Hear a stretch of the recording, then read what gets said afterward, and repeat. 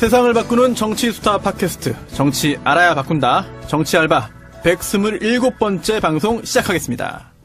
저는 진행자 손수호고요. 고정 멤버 소개해드리겠습니다. 오늘은 먼저 남태우 배우님부터 인사드리겠습니다. 네, 반갑습니다. 남배우 남태우입니다. 안녕하세요. 네. 근데 그 혼잣말이 방송 중에만 나오는 게 아니더라고요. 저희가 조금 전에 이제 모여서 이제 인사 나누고 이제 좀 준비하는데, 혼잣말을 계속 하시더라고요. 네. 이게 아주 오래된 습관입니다. 몇 년 됐습니까? 한 40년 정도. 40년이요? 네. 그럼 아주 오래된 그런 습관이네요. 네, 초등학교 졸업 때부터 자기 행동을 미리 암시하고 결과를 예측하고 진단하는. 그렇게 긍정적인 의미가 있는 건가요? 그런 버릇이 오랫동안 있었기 때문에 장점은 이제 감옥에서 독방에서도 외롭지 않아요. 일찍이 예견한 거죠, 제 운명을. 누군가에게 좀 비법을 전수해주고 싶네요. 이미 하고 있지 않을까요? 그분은 잘 못하고 주로 발로 차고 이런 걸 해가 다치고 이렇게 재판 안 나오고 그러죠. 네. 알겠습니다. 또 정청리 의원님 나오셨습니다. 여러분 안녕하십니까. 이 시대 진정한 판도라인. 판도라인. 정청래입니다. 왜 판도라인입니까? 판도라를 한 9개월 했는데요. 네네. 이번 판도라에서 가장 좀 보람을 낀. 제가 봤습니다. 예. 어떤 부분이 노무현 대통령은 실패하지 않았다. 정도원 전 의원이 그런 그 키워드를 던져가지고 노무현 대통령을 실패한 대통령으로 아예 규정을 하더라고요. 그래서 거기에 대해서 근거가 뭐냐? 엄청난 데이터로 반박을 하시더라고요. 그렇습니다. 인터넷에 화제가 아주 있었죠. 그랬군요. 네. 저도 감동했습니다. 물었어요. 그랬더니 지지율이 낮지 않았느냐, 임기 말에. 근데 지지율도 그렇죠. 임기 말에 27%였는데요. 네. 낮지 않았습니다. 높았어요. 그 앞보다. 그러면 이명박 대통령보다 높았고 박근혜 대통령은 아예 4% 5%였고요. 그렇죠. 그래서 김대중 대통령 때보다도 높았고. 그래서 지지율로도 실패한 대통령이 아니다. 네네. 그런 거고. 중요한 것은 이제 압축 요약해서 말씀드리면 대한민국의 국가 경쟁력을 평가합니다. WEF 세계 경제 포럼. 노무현 대통령 때 역대 최고였어요. WEF요? 네. 11위였어요. 그래서 우리가 흔히 우리나라가 경제 11위권, 12위권 경제 대국이다. 그게 노무현 대통령 때문에 생긴 업적이에요, 그게. 네. 특히 그 경제 지표에서 상당히 상승세였죠. 그렇습니다. 그리고 실제로 대기업이나 기업들도 아니 이렇게 잘할 줄 이런 얘기가 나올 정도로 외환 보유고도 제일 높았고요. 그죠. 모든 부분에서 경제 최고였죠. 지표에서 제일 높았어요. 그리고 제가 이제 국경 없는 기자회 언론자의 지수 그것도 노무현 대통령 때 31위 제일 높았습니다. 31위가 제일 높은 제일 높았습니다. 생각보다 순위가 매우 낮군요. 매우 낮은데 더 낮아졌나요 요즘에? 주로 북유럽 국가가 수위를 다 차지합니다. 1등부터 한 5등, 6등까지 다 차지해요. 네. 그래서 31위가 최고였는데 박근혜 대통령 때 70위까지 떨어졌죠. 70위요? 네. 이번 정권에서 좀 올라갔으면 좋겠네요. 그래서 올해 2017년 는 63위로 올라간 이유가 JTBC 보도 있잖아 이런 게 활발해가지고 그나마 7등이 올라간 거예요. 그나마 다행이네요. 그나마 태블릿이 한 7위 올린. 그리고 이제 ICT요? ICT 세계 경쟁력 노무현 대통령 때 세계 3위였습니다. 세계 3위요? 그 정보화 지수나 이런 거 말이죠. 네. 정보 경쟁력. 그래서 이제 영국의 EIU라고 Economist Intelligence Unit. 다 외우시는 겁니까? 네. 거기서 발표했는데 ICT 세계 경쟁력이 3위였어요. 3위요? 초인류 국가였습니다. 오우. 지금은 25위로 추락했습니다. 많이 떨어졌네요. 다시. 그러니까 김대중 대통령 때 IT 인프라를 깔고 노무현 대통령 때 만개했었죠. 그런 게 다 망가졌어요. 네. 그리고 정통부 없어지고 이런 것도. 그렇습니다. 그런데 이제 그래서 이제 일각에서는 이렇게 또 반론을 제기합니다. 그런 경제 거시 지표만 가지고 국가 경쟁력을 평가할 수 있느냐? 좋다. 그래서 현대경제연구원에서 또 조사를 했습니다. 지속 성장 지수. OECD 28개 국가를 측정했는데요. 그때도 노무현 대통령이 제일 높았습니다. 지금 굉장히 많이 떨어져 있어요. 1등이요? 1등은 아닌데 지금은 거의 최하위 순위. 다른 정권 때보다 가장 순위가 좋았다? 예. 근데 이제 잠재 성장 지수, 이건 환경 분야까지 포함하는 건데 지금 이명박근혜 정권 때는 노사 갈등, 사회 갈등 이런 것 때문에 거의 최하위권이에요.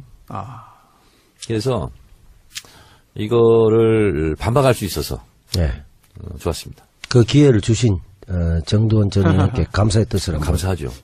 그분은 그냥 진짜 흔히 얘기되는 네. 뭐 임기 말에 지지율 완전 끝났냐? 뭐 이런 끝난 거 아니야? 그거 하나만 달랑 들고 나왔다가 된통 그냥 덥석. 그래서 제가 이제 앞으로 강연 요청이 있으면 두 가지를 한꺼번에 하려고 합니다. 문재인 현상에 대하여 이건 네. 제가 여러 번 했죠. 또 하나는 노무현 대통령은 실패하지 않았다. 그 근거 자료, 통계 자료, 수치 이런 걸 가지고 얘기를 할까 합니다. 저 판도라에 대해서 좀 궁금한 게 있습니다. 네. 조금 전에 말씀하신 그런 자료들을 다 개인적으로 수집을 네. 하신 거죠. 네. 그러면은 이 제작진에서 뭐 대본이라든지 이런 게 있을 거 아닙니까? 그 대본 작성할 때 질문지를 제작진이 주면 거기에 대해서 답변을 하고 그 대본이 만들어지는 건가요? 그런 방식이 아니라 네. 이번 주 정청래 판도라 주제는 뭘로 하실 겁니까? 이렇게 물어요. 네. 그러면은 상대방이라고 좀 하기 그렇습니다만 다른 출연자들은 이런 구체적인 정보를 모르고 자리에 앉는 건가요? 이번에는 제 판도라 부분이 아니었어요. 저는 이제 공수처를 가지고 했고. 네, 공수처였죠. 근데 이제 정두원 의원이 문재인 대통령이 선거하려면 링컨을 닮아야 된다. 네. 근데 링컨은 노무현 대통령이 제일 존경했던 사람 아니냐. 예, 거기서부터 출발했죠. 거기서부터 출발했죠. 네. 그러면서 노무현 대통령은 실패했다. 그러나 문재인 대통령은 실패하지 말아라. 그렇죠. 덕담처럼. 덕담처럼 그렇게 했는데 잠깐 노무현 대통령이 실패했다고요?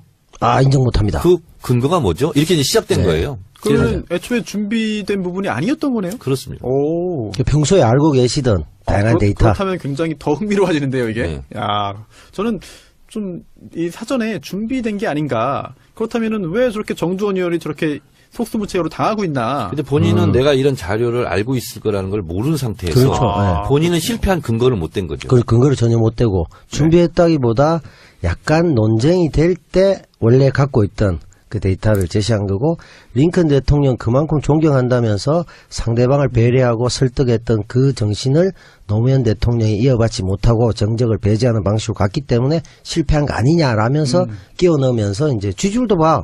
이렇게 갔죠. 이게 이제 본류에서 이제 벗어나 있어서 이제 편집된 부분인데, 제가 녹화 현장에서 한 부분이 뭐냐면, 네. 대체적으로 자유한국당 보수 진영이 존경하는 인물이 백범 김구가 많대요. 어떤 일이 있었냐면 2004년도 제가 초선 국회의원 때 네. 친일 진상 규명법 이런 거 가지고 KBS 심야 토론에 붙었거든요. 네. 그때 새누리당 모 의원이 나왔어요. 그래서 홈페이지를 제가 미리 찾아갔거든요. 그랬더니 네. 존경하는 인물이 아니라 다를까 백범 김구로 돼 있더라고요. 그래서 제가 생방송이니까 즉석에서 제가 물었어요. 아무개 의원님은 존경하는 인물이 누굽니까? 뜬금없이 제가 물었어요. 그랬더니 백범 김구 선생입니다. 네. 이렇게 답변을 해요. 제가 유도를 한 거죠.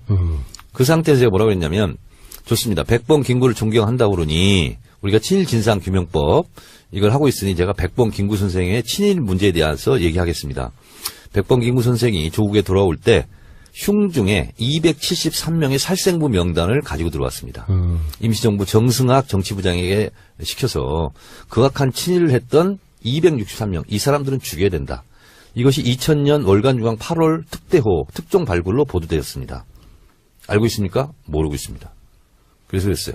그 263명 안에는 조선일보, 방응모, 네. 동아일보 김성수, 김한란 다 있습니다. 이화여대 김한란. 네. 네. 다 있어 263명. 자, 그런데 백범 김구 선생을 존경한다고 하니 백범 김구 선생이 이게 규정한 263명. 이건 당연히 친일파 아닙니까? 그랬더니 뭐랍니까? 아무 말도 못하죠. 아니 아무 말도 못해도 뭔가 다음 진행은 있었을 거예요. 오버버 그리죠. 아하. 그랬더니 뭐냐면 부분적으로 존경합니다. 부분적으로. 네. 할 말 없다는 얘기네요. 그렇습니다. 지금도 혹시 그분이 현역인가요? 그렇진 않습니다. 그렇진 않고요. 네.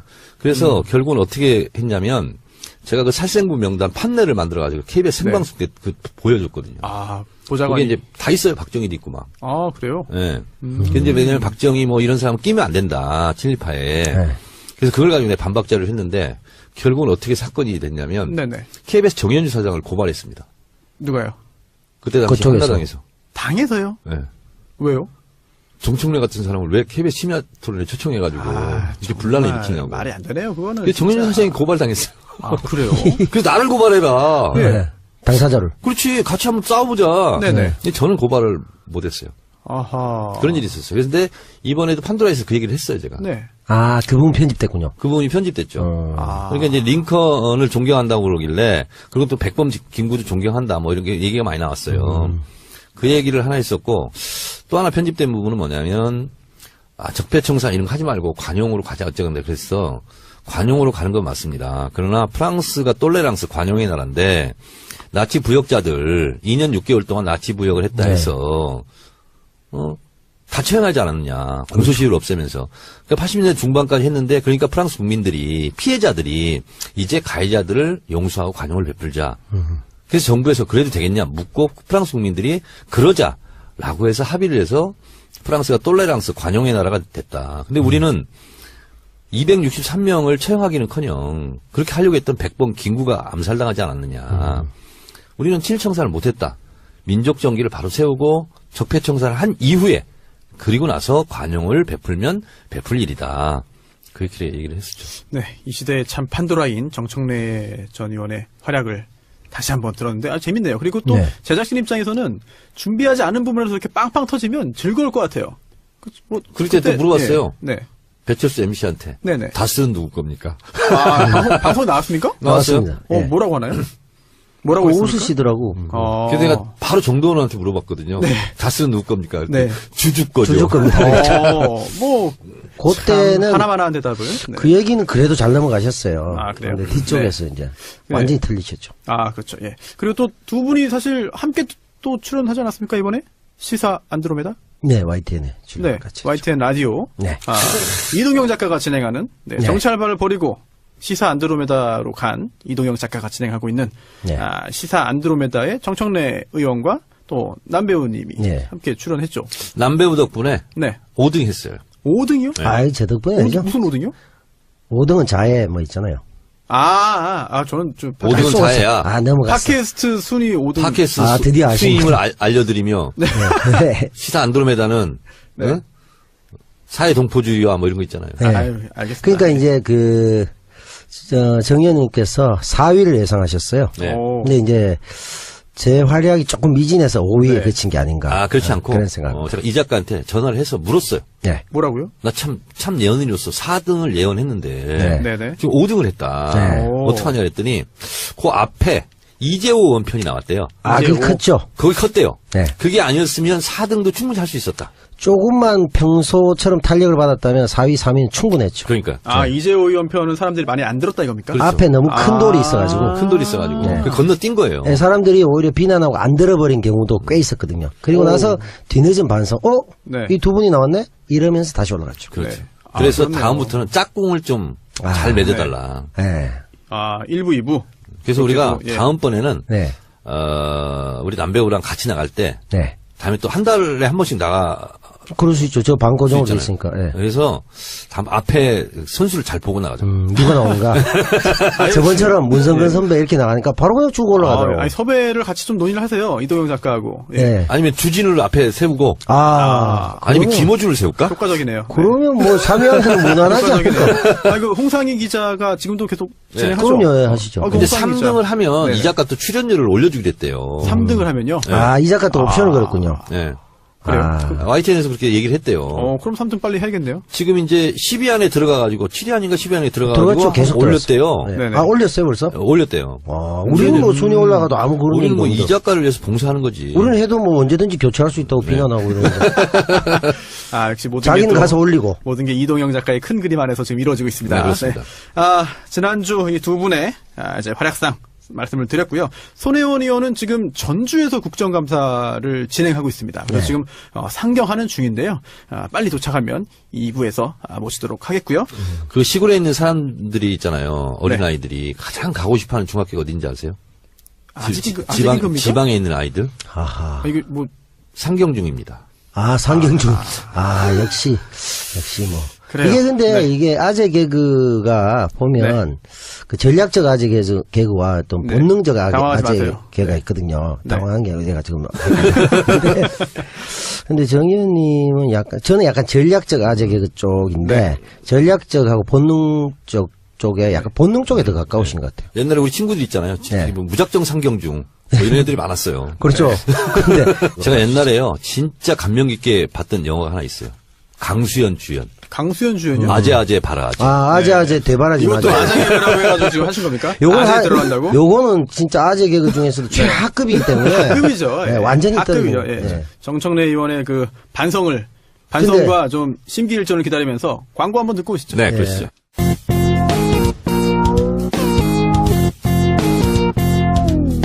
정청래 키워드 분석. 네이버 국내 1위 인터넷 포털 업체입니다. 대표자 한성숙, 설립일 1999년 6월 2일에 됐고요. 주식 상장은 2002년 10월 29일에 됐습니다. 매출액이 얼마 될 것 같아요? 매출액이요? 한 5조? 조 단위 넘을 것 같고. 네. 3조? 5조. 4조 226억. 작년 중간이네요. 기준. 종업원은 몇 명일 것 같아요? 한 4천. 2천. 2,531명. 오, 비슷해. 막 던지는데 대충 맞네요. 네. 이런 인터넷 기반 사업으로, 성공을 거둔, 성공한 기업이죠. 네이버. 대표적인 곳이죠. 그렇죠. 근데 사기업인데, 공적인 역할을 합니다. 그래서 이 일개 언론사보다 영향력이 더 많이 있죠. 그렇죠. 특히 이제 압도적이죠. 뉴스포털. 압도적이죠. 네. 다음도 있습니다만은 거의 뭐 8대2 구조. 네. 이런 상태죠. 이 상태에서 지난번에 우리 야구 하면서 네. 엠스풀 박동희 기자가 왔었죠. 네네. 이 박동희 기자가 뭐 하나 폭로했죠. 네. 많이 있죠. 예. 축구연맹 부탁을 받고 기사 배치를 바꿨다. 네, 네이버가. 네이버가. 이래서 지금 국감장에서도 핫 이슈로 변했습니다. 네이버에 대한 특히 우리 진보 진영 같은 경우는 상당히 의혹의 눈초리를 많이 바라봤었습니다. 많이 섭섭해하고 있었죠. 많이 섭섭해하고 있었죠. 네. 근데 드디어 그 꼬리가 이번에 잡힌 거죠. 그렇죠. 네. 단적으로. 네이버가 뉴스 편집을 이상하게 한다. 그리고 이상하게 배치한다. 실검이 떴다가 사라진다. 여러 가지 각종 의혹이 있었죠. 그래서 이번에 박동희 기자에 의해서 이것이 이제 드디어 폭로가 됐고 네이버가 사과했죠. 대표가 사과했죠. 네. 그렇죠. 근데 이런 일이 이번에 최초로 꼬리가 잡힌 게 아닙니다. 저에 의해서 잡힌 적이 있습니다. 언제요? 아, 또 그런 일이. 있었습니다. 오호. 제가 여러 가지 분야 전문가잖아요. 그 특정 분야의 전문성을 의심할 만큼 다 분야의 전문성을 그렇습니다. 갖고 계시죠. 2014년 10월에 제가 안행이 간사로서 국정감사를 하고 있었습니다. 손수 변호사 기억납니까? 네이버 밴드 카카오톡이 사찰당하고 있다. 아, 사찰. 네. 네. 그렇습니다. 그때 또 뭐 영장 관련해가지고 여러 가지 이야기가 그렇습니다. 나왔죠. 네. 그 전 겨울에 민주노총 간부들이 경향신문사에 피신해 있었습니다. 네. 네, 그렇죠. 기억나시죠? 네, 네. 그래서 경향신문사를 압수수색한다. 정동이에요. 정동. 네. 경찰이 쳐들어왔었죠. 그 민주노총 거기 사무실이 거기 있지 않나요? 그렇습니다. 그렇죠. 압수수색한다고. 그리고 저도 그때 달려갔었어요. 정동 카톨릭 회관인가요? 그 건물이? 아닙니다. 그냥 경향신문사 경향신문사 본사. 상가요? 네, 그죠. 근데 그때 어떤 일이 벌어졌냐면 민주노총 간부에 대해서 네이버 밴드를 사찰했다. 예를 들면 그걸 압수수색 영장을 받아서 사찰할 수 있죠. 근데 그분과 밴드를 했던 모든 사람들을 다 사찰했어요. 그리고 나서 카카오톡도 사찰하고 있다. 이것이 이제 밝혀졌어요. 네. 그리고 나서 뭐까지 밝혀졌냐면 그 관계자 부인의 사생활. 사생활이라는 것은 다른 게 아니고 병원 진료 기록. 아, 이런 것까지 다 사찰했다. 네. 그래서 한참 문제가 됐었습니다. 다음 카카오톡 사장이 국회에 와서 사과도 하고 이랬었는데 사이버 망명 사태도 그때 그렇습니다. 아, 그때 그리고 이제 텔레그램으로 텔레그램으로 사이버 망명 사태가 벌어지고 그리고 민주노총 찾아갔다가 자기들 의도한 뜻을 못 이루고 그 커피 믹스만 들고 왔다는. 그렇습니다. 그죠? 예. 탈취 사건. 그래서 그때 제가 또 마침 뭘 제기했었냐면 이명박근혜 정권 시절에 통신 내역 조회가 너무 많다. 네. 그래서 3년간 박근혜 정권 때 했던 그 통신 내역 네. 조회가 몇 건이나 될 것 같아요? 3년. 7,500만 건이었습니다. 어우, 전 수십만 건 걸렸는데 네. 7,500만. 건강보험공단 이런 데 500만 건. 수상 편의를 해서 그냥 싹쓸이 다 해가는 거예요. 그래서 그때 뭐가 문제가 됐었냐면 통신 제한 조치, 통신 기록 조회 이런 게 있잖아요. 네. 통신 제한 조치는 감청한다는 뜻입니다. 근데 통신 제한 조치 영장을 받아가지고 다음 이런 데 가서 기록을 다 가져간 거예요. 그러니까 이게 영장 발부 목적이 틀린 거죠. 그래서 막 사과도 하고 막 그랬었어요. 그럴 즈음에 네. 제가 내비게이션도 사찰당한다. 그게 뭐냐면 유병원 사태 때 네. 키워드 분석을 4개를 했습니다. 유병원이 어디 숨어 있을 거라고 예상됐냐면 송치째. 그래서 송치골, 송치째, 송치골 가든. 그리고 유병원 씨 아들 유대균 씨가 언남초등학교에 나타났다. 이런 첩보가 돼가지고 언남초등학교. 이 4가지 키워드 분석을 내비게이션에 친 사람들 있잖아요. 네. 이 사람들을 다 사찰했습니다. 야, 그럼 그때 거기에 그렇게 검색하지 않고 내비에서 네. 매실밭 이렇게 검색했더라면 그건 사람들, 아니고요. 그 사람은 안 된다니까. 그러니까 어떤 사람들을 했냐면 그때 유병원 씨 도피를 돕고 있다. 그 조력자들 있잖아요. 김엄마 기억나십니까? 네, 김엄마. 이런 분들 5회 이상 이런 분들과 통화한 사람 430명을 사찰했고요. 그리고 은신철하고 얘기됐던 그 4가지 키워드 송치골 가든 송치째 그리고 언남초등학교를 친 사람들 있잖아요. 이 사람들을 다 사찰했습니다. 근데 내비게이션이 6개 그때 업체였는데 1등, 2등, 3등 업체에 가입된 회원이 3,800만 명이었습니다. 그러니까 4천만 명을 대상으로 이 4가지 키워드를 친 사람들 있잖아요. 이 사람들을 다 들여다봤어요. 야. 근데 문제는 뭐냐면 이분들이 아무 관계없는 국민들이잖아요. 네. 누구든지 송치째, 네. 송치골 가든 칠 수 있잖아요. 네. 네. 근데 그분들이 2차 목적지가 있을 거 아니에요. 네. 그것까지 다 사찰했습니다. 그 다음에 어디로 갔느냐. 어디로 갔는지를. 야, 내비게이션 쓰면 안 되겠네요. 이것을 그래서 제가 폭로했습니다. 국감 때. 그래서 그날 기사가 200건이 넘게 쏟아졌습니다. 네. 그날의 톱뉴스였어요. 음. 그래서 제가 얼마나 기뻤겠어요. 네. 근데 실검이 안 올라옵니다. 아, 그래요? 정청래, 송치째, 오. 내비게이션 이런 게 안 올라와요. 오, 의심이 되네요. 의심이 되죠. 네네. 그리고 아무리 봐도 주요 기사가 안 떠요. 아하. 정치면도 없어요. 네. 다음에선 떴습니까? 안 떴어요. 다음에도 안 뜨고. 네. 그래서 제가 밤에 가가지고 분하고 억울하고 원통하잖아. 네. 그래서 일일이 다 봤어요. 댓글이 안 달려요. 안 달려요? 예. 그날은 댓글 많이 본 기사, 가장 많이 읽은 기사에 다 떠야 되거든. 네. 왜냐면 그날 가장 핫했거든요. 아. 그래서 새벽 2시쯤에 제가 그것을 일일이 검색을 다 해봤어요. 네. 안 떠요. 허허. 근데 이제 어떻게 다 조치를 한 거야. 음. 근데 하나 조치를 못 해가지고 하나의 기사가 댓글이 971개가 달렸더라고. 네.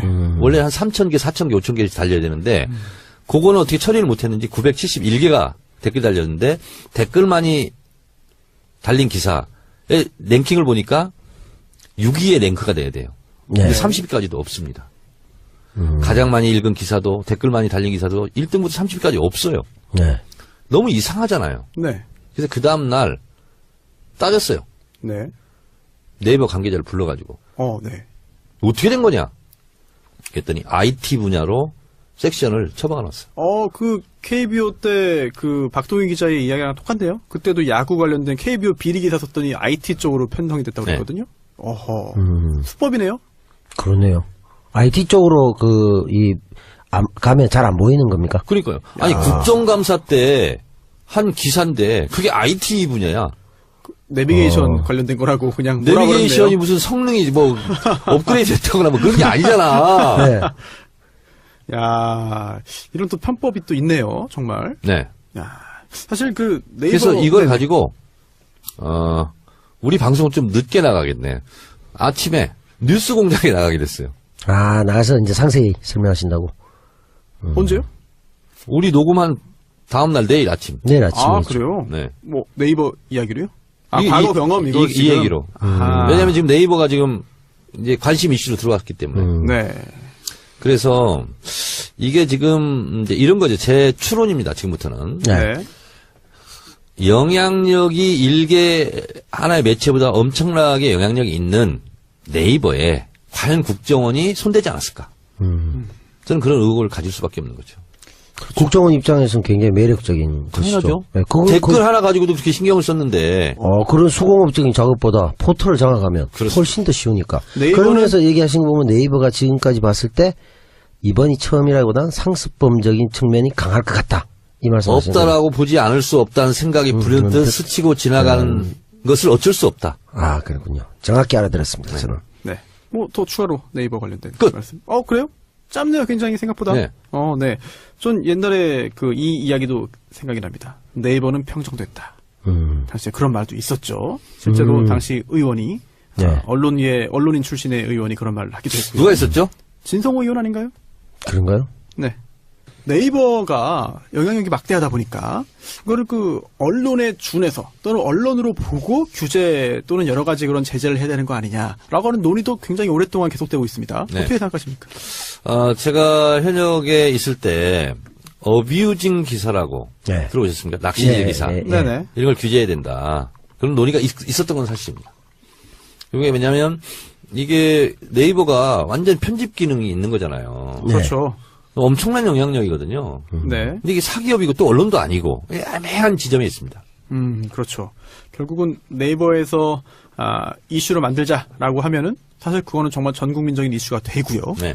또 정청래 의원 사례처럼 이거는 띄우지 말자라고 생각을 만약에 하고 그렇게 움직였다면 정말로 그거는 묻힐 수가 있거든요. 네. 굉장히 중요한 현재 힘이 있으니까 네이버가. 근데 당시 다음도 똑같았고요. 네이트를 가니까 탑 기사로서 돼 있더라고요. 네이트요? 네. 오. 지금 없어졌나? 아니 있어요. 있어요? 예, 네. 네이트 있습니다만 영향력이 사실은 거의 뭐, 3등이라고 할 수 있겠지만 좀 미미하죠. 네, 거의 그렇죠? 의미 없는 뭐, 3등.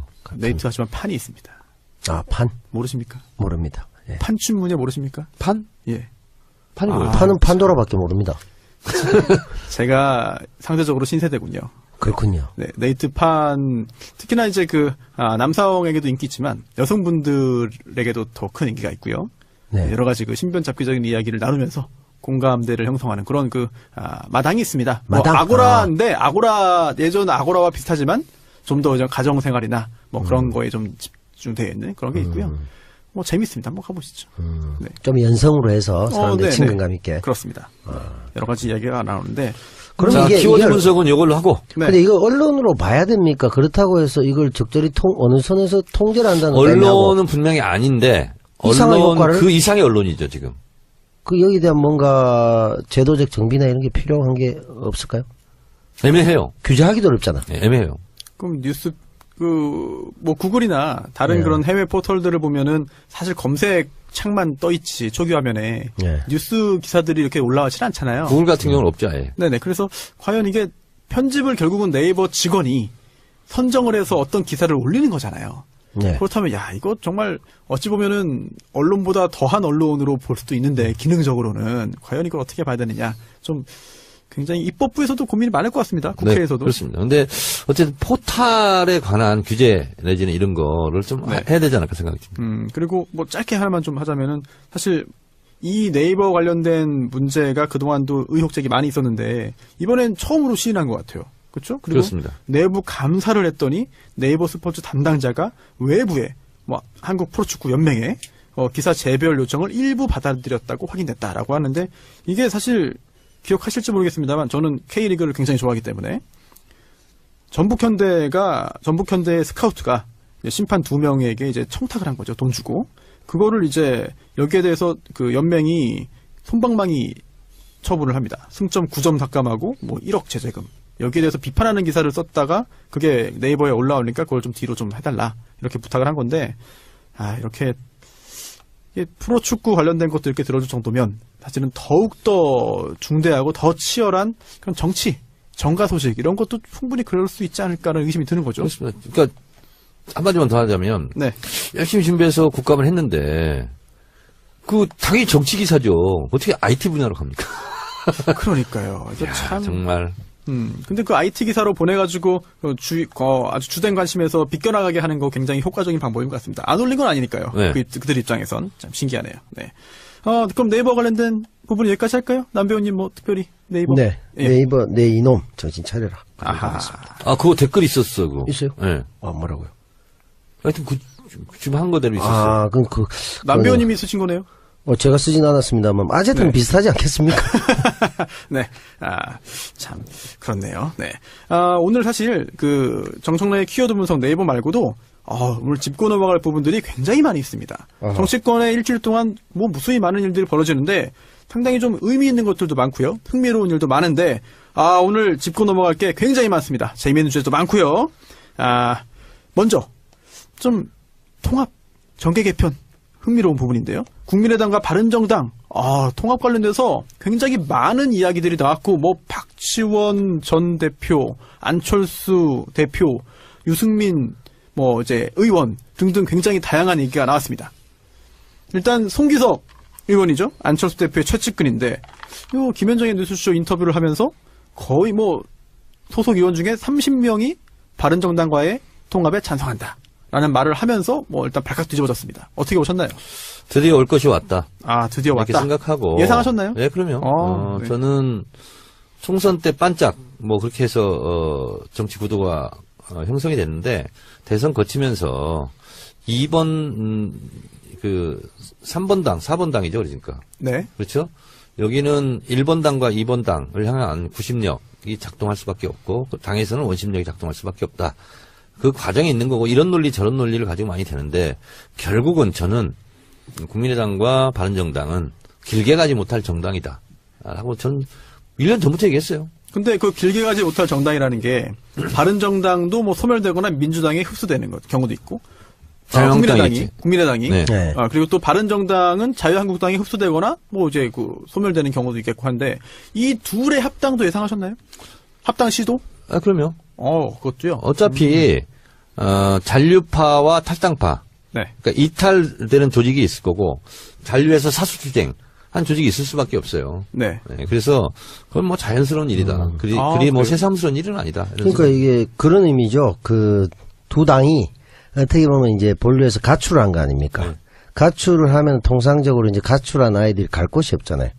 그럼 가출한 아이들끼리 모인다고. 네. 모여가지고 비리를 저지르거나 이러다가 다시 가출팸. 그렇죠. 가출팸이 되죠. 그러다가 잡혀가거나 아니면은 뭐 좀 반성하거나 이렇게 되는데 네. 이 집도 그런 결과로 될 것이다. 그런데 가출 시도 중에 이제 쪽수가 좀 밀리기도 하고 쪽수가 뭡니까?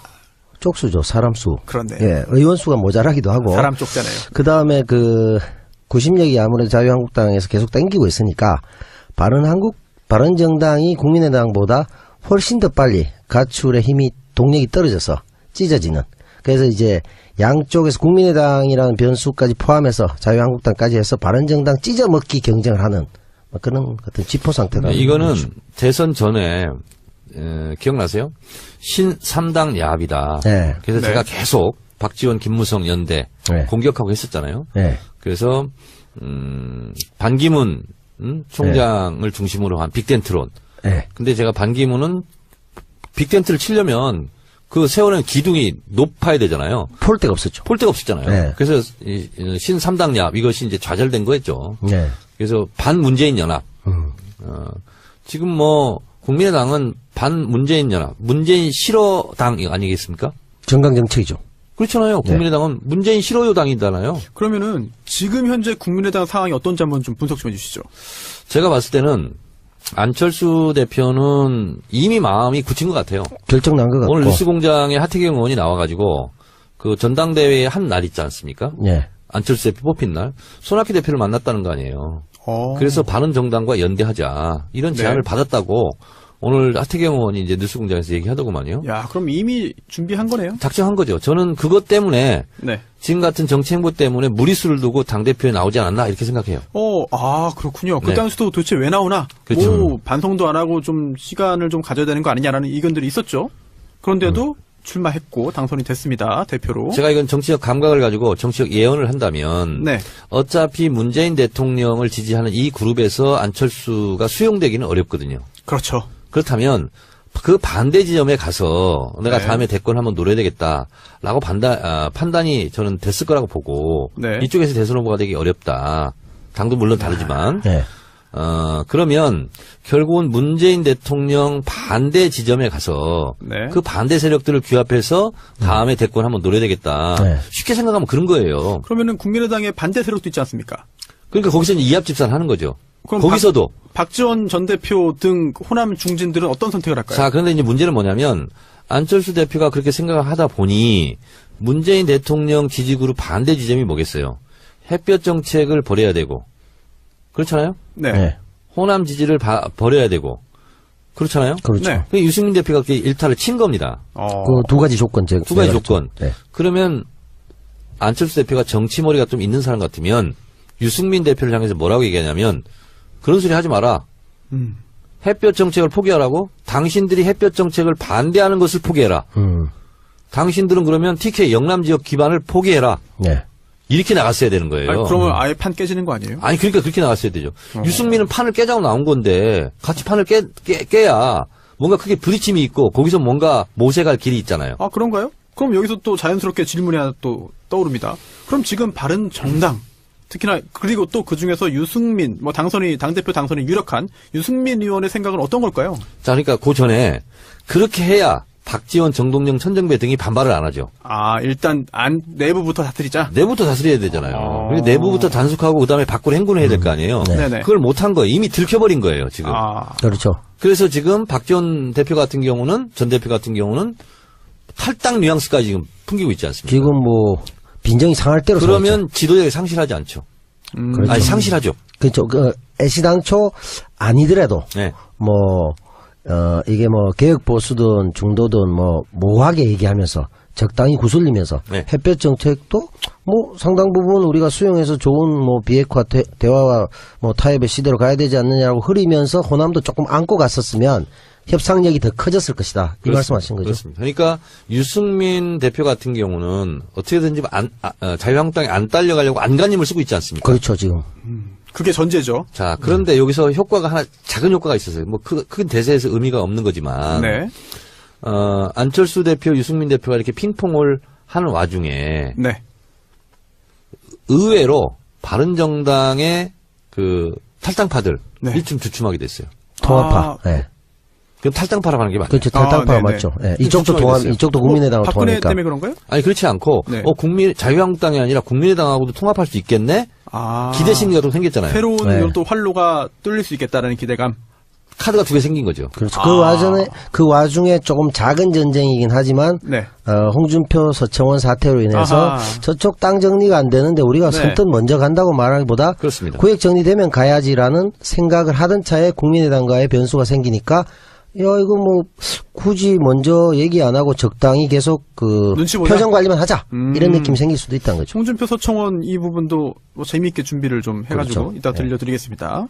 그러면 지금 현재 국민의당과 바른정당의 어떤 그 내부 상황은 좀 잘 짚어주셨고 네. 좀 결론이 좀 궁금해요. 그래서 어떻게 될 것 같습니까? 결론은 이런 겁니다.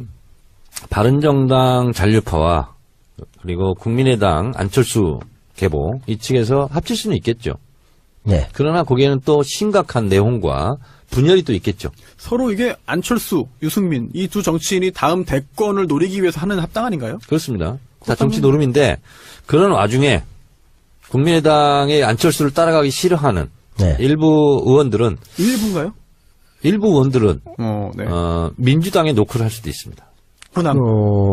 네. 그렇죠. 이미 그 포착이 되고 있어요. 더불어민주당의 이제 노크 기순을 하려고 문을 똑똑 두드리고 있겠죠. 그렇습니다. 노크 기순. 네. 그쪽에서 받아줄 거냐 말 거냐 이런 문제가 또 또 발생하겠지만. 이거 귀순 말씀하시니까 기억나는 게 며칠 전에 자유한국당 포천이죠. 김영우 의원이 포천이죠. 네. 예, 예. 거기 당원들이 김영우 의원 복당 결사 반대한다고 예. 뭐 기자회견하고 다 선언했어요. 당원들이. 그럼 민주당 호남 현재 그 지역위원장들 있지 않습니까? 민주당도 똑같은 일이 벌어질 겁니다. 지금 국민의당의 어떤 호남 의원들이 다음 총선에 그런 그 공천 보장이 없다면 또 쉽게 움직이기도 어렵지 않겠습니까? 그렇습니다. 네. 특히나 30% 물갈이를 아직도 있다는데. 지금 그리고 민주당에는 오면 지금 지역위원장들이 다 존재하고 있고. 그러면은 뭐 어떻게 흘러갈까요? 참 정치는 참 이게 답이 없는 거고 어찌 보면은 수학적인 규칙이 통하지 않으니까 어떻게 그 전문가의 분석을 좀 듣고 이해할 수밖에 없을 것 같아요. 이건 네. 어떻게 보세요? 호남의 정리. 안철수의 반대 지점에 있는 국민의당 호남 기반 국회의원들은 안철수를 따라가는 순간 미래가 보장이 안 되지 않습니까? 네. 거의 끝이죠. 그래서 앞으로 제가 봤을 때는 문재인 대통령을 엄청 그렇죠. 칭찬하고 지지하고 이런 발언들을 아마 하게 될 거예요. 그렇게 되면 그 사람은 민주당에 들어오고 싶어 한다. 박지원 대표가 네. 벌써 몇 주 전부터 슬슬 그런 얘기 하지 않았습니까? 거의 지금 선봉에서 계시죠. 야, 그럼 이거 이렇게 흘러갈 줄 미리 예상했다고 봐야 되나요? 박지원 전 대표가? 이미 안철수 대표의 마음을 읽었다고 저는 봅니다. 박지원 대표가. 그것도 대단한 능력이네요. 자기도 정치 대단한 무단인데 능력이라는 건 너무 쉬워요. 아, 그래요? 옆에 지나 보면 안 돼. 숨소리 들으면 다 아는데. 도저히 설득 불가하다라는 생각을 했겠지만 그래도 한번 노력해봤는데 아니 너무 안 통하네라는 걸 아마 느끼신 게 아닌가. 자, 그러니까 박지원 대표가 안철수 대표의 전당대회 출마를 반대했었죠. 예, 그렇죠. 강력 반대했죠. 그리고 나는 전남지사 나갈 테니 승부수 던졌죠. 당신은 서울시장? 부산시장을 나가든지 부산시장. 뭐 서울시장 나가라는 얘기도 있었고 그렇잖아요. 네. 그래서 뭐냐면 당대표 되는 것을 결사 저지하려고 했던 거죠. 네. 아하. 왜냐하면 이런 사태가 벌어질 것을 미리 예견했다고 볼 수 있죠. 근데 그게 이제 의외로 너무 안 통해버린 거죠. 네. 어느 정도 승부수를 던졌는데 네. 상대가 너무 정치적 감이 없으니까 그걸 이해 자체를 못할 정도니까 이게 답이 안 나오는 그러니까 거죠. 김대중 대통령 밑에서 정치를 배웠거나 같이 한 분들은 얼마나 좀 뻘쭘하겠어요. 그러니까. 유승민 대표가 햇볕 정책 포기하고 호남 지역 기반 탈퇴해야 된다. 그래야 우리는 논의할 수 있다. 이런 식으로 나오는데 야, 그런 분들 얼마나 뻘쭘하겠어요. 아니, 배신감도 들겠고.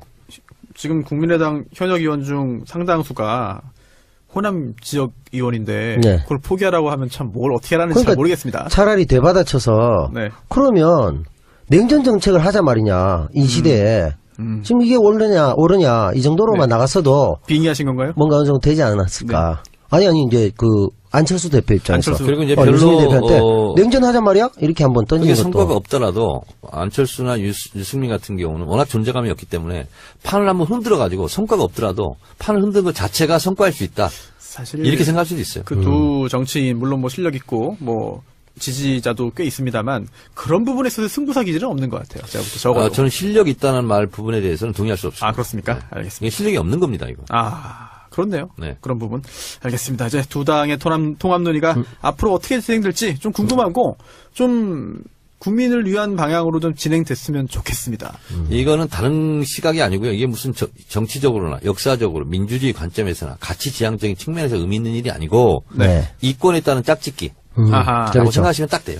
그냥 지금 그리고 기반은 철새 정치. 아하. 철새 맞네요. 지금 가을철 이사철이 됐다. 네. 이사 준비한 상황이 됐다 이렇게 보는데 도대체 어느 집에 들어가서 어떤 방법으로 들어가는 게 정도인가라는 생각 없는 무조건적인 자기 이득만을 위해서 이사를 가겠다. 남 배우님, 이런 거죠. 지금은 이사철이 아니라 김장철이에요. 김장철입니까? 네. 김장겸입니까?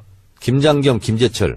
이사철은 합치면 김장철이에요. 부천 이사철은 이전에 끝났죠? 끝났죠. 네, 맞습니다. 지금 홍준표 김장철이에요. 서청원 사생결단. 아예 들으려 하지 않으시는군요. 우리 아닙니다. 아재 아닙니다. 정치평론에 대해서. 제가 지금 안철수 빙의한 겁니다. 아, 그렇습니까? 네.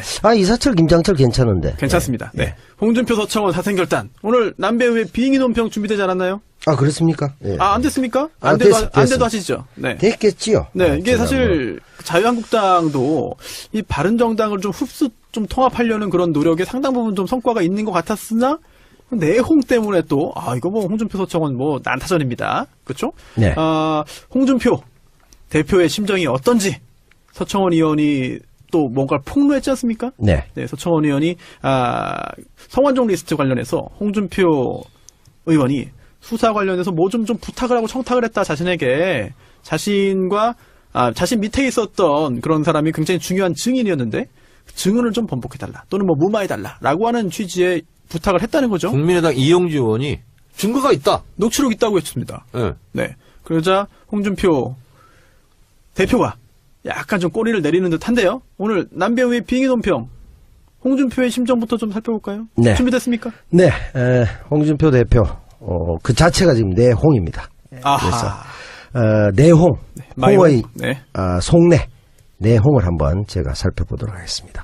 기대하겠습니다. 예, 1분 30초로 추정됩니다. 오, 네. 점점 줄여서 1분으로 해보도록 하겠습니다. 오늘은 2분까지 갑니다. 네. 내용은 좋고 네. 다음에는 홍준표 성대모사까지 좀. 원래 제가 두 가지를 다 할 수 있으나, 오늘 좀 됐어요, 초반에 성대모사가. 오늘은 이제 하신 거 그냥 아니에요? 뒤에 빼버리고, 네. 그냥 대변인 논평 형태로 내용만 따라갔습니다. 그럼 홍준표 성대모사 한 마디만 해주세요. 인사, 뭐 아무거나 하나만. 이게 다 문제이기 때문이지 뭐. 똑같네요. 똑같습니까? 똑같지 않습니까? 안 했는데. 다음에 안 한번 하시고. 해보도록 하겠습니다. 알겠습니다. 지금 정 의원께서 네. 부족했다. 그 네. 부분을 이제 얘기하시는 거잖아요. 성대모사. 남배우님 그렇게 생각하십니까? 이게 누구예요? 그거는 누굽니까? 문재인 대통령. 다스베이더인데. 이건 좀 아닌 것 같은데. 그거는 진짜, 이거 편집 안 하면 큰일 나겠네요. 네. 야, 돌팔매가 날아올 것 같습니다. 아니, 잘 내용을 들었습니다. 가지고 분석해 주십시오. 오늘 내용에 집중했습니다. 네. 좋은 내용 그렇습니다. 있지 않습니까? 네. 안녕하십니까. 노무현입니다. 뭐예요, 이건 또? 그거는 노무현 대통령 안 비슷했어요? 전혀. 아, 그렇습니까? 네. 노무현입니다. 큰일 났네요, 이거 진짜. 죄송하게 이거 생각합니다. 어떻게 수습하죠, 이걸 진짜? 네. 이건 네. 빙의 논평 자체를 그냥 깡그리 묻어버리시는 이상한 성대모사 그렇습니다. 때문에. 큰일 났네요. 네, 다 앞에 까먹었어, 내용이- 내용을. 내용이 나쁘지 않았는데. 정 의원님. 네. 지금 최경환 서청원 의원 같은 경우에는 이제 출당하려면 뭐 자진타당 안 할 테니까 안 하죠. 출당 조치하려면은 또 의원총회 표결이 있어야 되고 소속 의원 3분의 2 예. 이상의 찬성이 있어야 되지 않습니까? 가능할까요? 최경환. 71, 2석 돼야 네. 되죠. 그 서청원 의원 입장의 항변을 저는 이해를 합니다. 왜냐면 억울하다. 한번 징계를 받았거든요. 알았죠. 일사부절이다. 당원 자격정지. 네. 굉장히 센 겁니다, 이거. 3년인가 받았을 거예요. 네. 그 다음에 대선 때 홍준표 후보가 풀어줬죠. 은근슬쩍. 또 이제 친박표를 의식해서 박근혜 풀어줬어요. 표 필요하니까. 그게 다시 또 치는 거거든요. 네. 일사부절의 원칙이 어긋난다. 이 항변은 이유 있는 항변입니다. 저도 그렇게 생각합니다. 남배우님도? 그건 아무래도 이제 그 징계를 많이 받아보셨기 때문에. 징계 전문가잖아요. 네, 전문가네요. 그러니까 잘하시는. 네. 이거 원리 원칙적으로 봤을 때는 뭔가 위법적인 구정이 있다. 당헌 당규상 이런 지적은 할 수 제가 있어요. 옛날에 시골에서 있잖아요. 농악놀이 이런 거 하잖아요. 꽹가리치고. 네, 꽹가리치고. 네. 근데 저는 징을 들었어요. 예. 그래서 징계 전문가가 된 것 같아요. 징이 그치. 울리는. 그게 제일 쉬워요. 이 와중에서도 이런 거 다 잘릴 수도 있어, 진짜. 아니 이 와중에도 그 손 변호사님의 감시가 소홀해진 네. 틈에 그새 네. 징이 그냥 들어와 버렸어요. 자, 제가 눈은 내리깎고 있어도 귀는 열려 있습니다. 자, 지금. 그런데, 이런 게 또 딜레마일 거예요. 홍 대표 같은 경우는 벌써 이제 기스가 난 거죠. 이미. 이미 기스가 난 거고. 음. 그리고 이제 지방선거 관련해서 지난번에 얘기한 것 같은데, 네. 지방선거 출마자들은 TK 쪽에서는요, 아직도 박근혜 표는 살아있거든요. 그래서 무시 못하죠. 그렇습니다. 네. 그렇기 때문에 3분의 2 의원총회 통과가 쉽지 않습니다. 쉽지 않다. 만약에 그래서 결국은 출당이 안 된다라고 한다면 홍준표의 지도력 상처받는 건데 어떻게 되겠습니까? 뭐 대표를 그만두나요? 이럴 수 있어요. 자유한국당도 찢어질 수 있습니다. 그래요? 그러면 충격적인 예언인데. 옛날에 이민우 파동이라고 있었습니다. 네, 사쿠라 파동. 신민당? 예. 네. 그래서 이민우를 남겨놓고 다른 당 의원, 당 소속 의원들이 다 나와버렸어. 다 갑자기 이사를 가버렸죠. 그렇죠. 그 반장을 왕따시켰네요. 그렇죠. 나중에 보니까 아무도 없고 다 나가고 없는 그렇지. 뒤로 돌아보니까 자기 혼자 있어. 아하. 빈집을 만들어버렸죠. 이런 것처럼 뭐 그 정도는 아니더라도 네. 친박 지금 성향 의원들이 지금 숨죽여 있지만 저는 20명은 넘을 거라고 봅니다. 그래요. 그렇다면은 참 홍준표 대표도 굉장히 좀 난처한 상황에 빠질 것 같은데, 혹시 홍준표 대표가 지금 대법원판 아직 그 재판 남아있잖아요. 네. 그 성완종 리스트 관련해서 1심 유죄, 2심 무죄입니다. 여기에 이 대법원의 판단에도 영향이 있지 않을까라는 그런 분석도 있는데 어떻게 보십니까? 그렇겠죠. 지금 상당히 영향이 있을 거라고 보고 증거가 있다라고 또 얘기했고 뭐 이영주 의원까지도 가세하고 막 이렇게 되니까 네. 그런 면에서 보면 지금 그 3분의 2 이상의 통과되기가 쉽지 않은 상황 그리고 현실적으로는 바른정당을 당겨와야 되는데 쉽지 않고 그러다가 성안정까지 터지면 당 대표로서 지도력에 기스가 나고 심지어 자기가 잡혀가는 꿈까지 꾸지 않을까. 네. 안 되면. 아하. 그래서 자명이 오지 않는 상황이 아닐까 생각이 들어요. 참 정치인으로 이렇게 활동하는 게 참 쉽지 않은 것 같아요. 그러니까 정리하자면 이런 겁니다. 네, 정리해 주시죠. 국민의당은 최대 주주는 호남 기반 호남 지역 의원들인데 네. 안철수 대표는 거기하고 정체성을 좀 달리하는 것 같습니다. 네. 아하. 그렇게 되죠. 네. 그리고 바른정당은 유승민 대표가 실제로 대선 후보였고 간판이긴 하나 네. 숫자가 좀 부족한 것 같고 그렇죠. 네. 거기는 자유한국당으로서의 원심력이 작동하고 있고 그리고 유승민과 안철수 관계 속에서는 이해가 맞아떨어지는 것 같아요. 네. 그러나 주변이 따라오지를 않고 네. 이런 상황 같고 자유한국당 같은 경우는 친박을 내쳐야 바른정당을 의원들을 흡수할 수 있는데 그러기에는 홍준표 대표가 흠결이 너무 많고 또 역학관계도 복잡하고 이렇게 되는 것 같아요. 이렇게 복잡한 수가 얽혀서 돌아가는데 이것을 바라보는 평가 기준, 네. 뷰 포인트. 네. 뭡니까? 이거는 아까 얘기했잖아요. 이권에 따른 아. 이합 집산 짝짓기 철새 정치다. 자기 이익 때문에 한다. 그렇습니다. 그리고 알겠습니다. 역사에 의미 있는 일은 아니다. 네. 결국 이제 야당 중에 이제 야3당이 결국 통합 논의 지금 진행 중인데 뭐 여러 가지 일들이 터지기 때문에 어떤 결과가 나올지 그리고 또 정청래 의원의 예언 분석이 잘 맞아떨어질지 관심 있게 재미있게 지켜보도록 하겠습니다. 네. 그럼 거기서 봤을 때 지금 이제 그 당이 5개 당 중에 더불어민주당과 정의당은 내용과 형식이 비교적 일치하는 반면에 나머지 3당은 대표와 내용 그러니까 형식과 내용이 상당히 언밸런스 남으로 해서 이런 요동이 계속 칠 수밖에 없는 당의 구조를 갖고 있다. 이렇게 볼 수 있겠네요. 알겠습니다. 남배우의 또 분석까지 들으셨고요. 자, 이제 1부 두 번째 광고 듣고 오시겠습니다. 수사, 재판 이번 주에 굉장히 많았습니다. 특히나 국정감사 열렸는데요. 윤석열 중앙지검장이 나와서 굉장히 또 의미 있는 이야기를 했고요. 또 우병우 전 수석 다시 한번 출국 금지 됐습니다. 게다가 남재준 국정원장 당시에 국정원이 아예 영화 세트처럼 가짜 국정원 사무실, 집무실을 만들었다. 별일이 다 있습니다. 참 엄청나죠. 그리고 또 KBS 고대영 그리고 박근혜 조은선 이재용 재판까지 정말 굉장히 많은데요. 고대영 200만 원 수수. 이건 좀 너무한 거 아닙니까? 뭐부터 할까요? 정 의원님 고르시죠. 지금 다 했잖아요. 그래도 하나하나 또 의미를 짚어주시고. 우리 있잖아요. 스피드 퀴즈로 합시다. 그럴까요? 제가 낼까요? 네. 네. 어떻게 남배우님도 준비됐습니까? 주신 대로 저희가 답변을 번갈아 가면서. 번갈아 가면서 알겠습니다. 자, 윤석열 정 의원님. 네. 윤석열 관련해서 자유롭게 말씀해 주시죠. 윤석열 서울중앙지검장 문재인 정부 들어서 굉장히 잘한 적재적소 인재 배치 중에 하나인데요. 네. 다스가 누구 거냐고 물어봤죠. 그렇습니다. 네. 실소유자를 확인하겠다. 네. 이렇게 얘기했습니다. 확인이 될 것으로.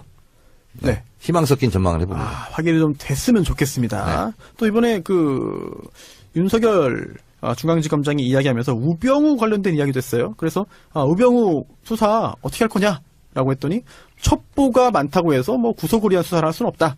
하지만 수사 열심히 하겠다. 수사하다 보면 드러나지 않겠느냐. 제가 네. 이거는 들었다고 해도 들었다고 할 수 없는 네. 그냥 정치적 감인데 네. 윤석열 중앙지검장으로서는 우병우를 진짜 잡고 싶지 않을까? 그렇겠죠. 그렇죠. 네. 그렇겠죠. 자존심이 좀 세워되지 않을까? 세울 수 있지 않을까요, 자존심? 그러면 우병우도 네. 윤석열 중앙지검장이 잡아 드리지 않을까? 그런 생각이 듭니다. 그런 일이 있어서 좀 의혹이 좀 말끔히 해소가 되고 또 죄 지은 게 있다면 당연히 그에 대한 그런 처벌이 있어야겠죠. 국감장에 서울 고검 국감을 했죠. 법사위에서. 네. 고검장이 지금 누구죠? 조은석. 누굽니까? 고검장이죠. 고대 출신입니다. 네. 이분이 충남도지사 누구죠? 충남도지사요? 아니죠. 네. 수사에서 구속시킨 검사일 겁니다. 예전에. 그래요? 예전에. 근데 기수가 빠릅니다. 그 옆에 앉아있는 윤석열 네. 중앙지검장. 네. 학번으로는 선배인데, 나이 선배인데, 그렇죠. 기수는 늦죠. 23기인가 그럴 거예요. 그렇습니다. 늦을 겁니다. 네. 음. 그래서 저는 그걸 보면서 묘한 그런 말로 표현하기 어려운 좀 그런 감정을 느꼈는데, 저는 우병우, 네. 남재준, 뭐 이런 사람들을, 윤석열 중앙지검장의 진두지휘로, 네. 잘 해결하지 않을까. 그런 생각이 들었습니다. 네. 돌아온 장고죠. 돌아온 장고인데 네. 윤석열 지검장이 이런 말을 했죠. 우병우라는 특정 개인을 표적으로 삼는 수사를 하지 않겠다. 네. 라는 말을 했죠. 그게 이제 오히려 더 무서운 거죠. 뒤에 갈로 열면 특정 개인을 위한 수사를 하지 않겠는데 네. 잡고 보면 특정 개인일 것이다. 오. 이런 말이라고 저는 해석합니다. 그래요. 예. 그런 결과가 나오기를 좀 기대를 해보겠습니다. 말 나온 김에 우병우 관련해서 우리 남배우님의 분석 좀 듣죠. 우병우 출국 금지가 됐습니다. 다시 한번. 네. 자, 우병우 관련해서 우병우 전 수석이 재판받으면서도 뭐 이런저런 막 인상도 쓰고 뭐 손짓도 하고 하다가 재판장에게 지적도 당했고요. 자, 앞으로 우병우 전 수석 지금 우병우 전 수석 어떤 입장일까요? 어떤 생각하고 있을까요? 지금까지는 박근혜 전 대통령을 포함해서 다 잡혀갔는데 네. 자기만 남았지 않습니까? 그렇죠. 유일하게 거의. 그렇죠. 이제 추명호라는 이제 이 고리가 어떤 결과로 이어질지가 초미의 관심사가 아니겠어요. 그러니까 그렇죠. 추명호의 입, 네. 그리고 자기의 그 실실 쪼개던 그 미소, 아하. 여기에 함수 관계를 고민하고 있지 않을까. 네. 그런 생각이 듭니다. 자, 추명호 전 국장 이야기 나왔습니다. 물론 구속영장을 청구했지만 검사가 기각이 된 상태에서 불구속 상태인데 굉장히 의미 있는 기사가 나왔습니다. 추명호 전 국장이 검찰 조사 당시에 이미 이야기를 했다. 뭐냐면 굉장히 다양한 그런 그 첩보 문건들이 작성이 됐고요. 그 중에서 우병우 전 수석으로부터 직접 전화로 지시를 받았다. 또 그에 따라서 직보를 했는데 그 중에 최순실 관련된 것만 빼고 나머지만 보고했다. 직보했다라고 말을 하고 있습니다. 자, 정 의원님. 네. 이런 추명호 전 국장의 이야기 믿을 수 있겠습니까? 지금 뭔 얘기인지 잘 모르겠어요. 딴짓 하고 있어가지고. 남 배우님. 그것만 빼고 보고했다. 네. 이 얘기잖아요. 최순실만 빼고 나머진 보고했다. 보고했다. 최순실만 안 했다. 안 했다. 네. 그러면 아직까지 그들의 거래 관계는 끝나지 않은 것이 아닐까. 아하. 예, 거래가 끝났다면 네. 다 보고했다. 네. 나 그냥 뭐 상보니까 보고를 했다. 그다음 판단은 우병우 수석이 한 건데 나보고 왜 그러냐. 네. 이렇게 나가야 되는데 네. 그 얘기를 하지 않는 것은 아직까지는 딜 관계가 있지 않느냐. 알겠습니다. 내가 어떻게 입을 띄는가에 따라 당신이 네. 썩소를 지을지 미소를 네. 지을지 네. 그건 알 수 없는 일이다. 요 정도 얘기가 아닐까. 국정원 얘기 한번 갔다가 고대영 이야기로 가보죠. 예. 정 의원님. 네. 국정원.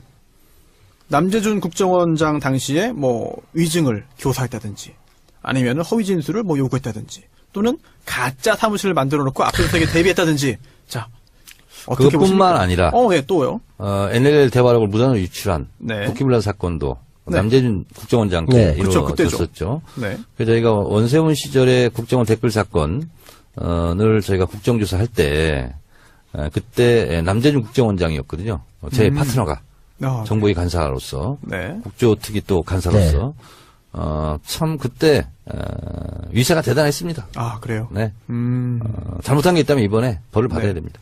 알겠습니다. 저희 그 집안에 네. 세 분의 부끄러운 인물들이 계십니다. 누굽니까? 종친 중에 네.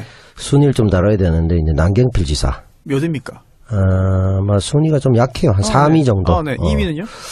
2위와 1위가 지금 박빙입니다. 아. 국기문란으로 봤을 때는 1위가 남재준 전 국정원장이 돼야 될 것 같은데 네.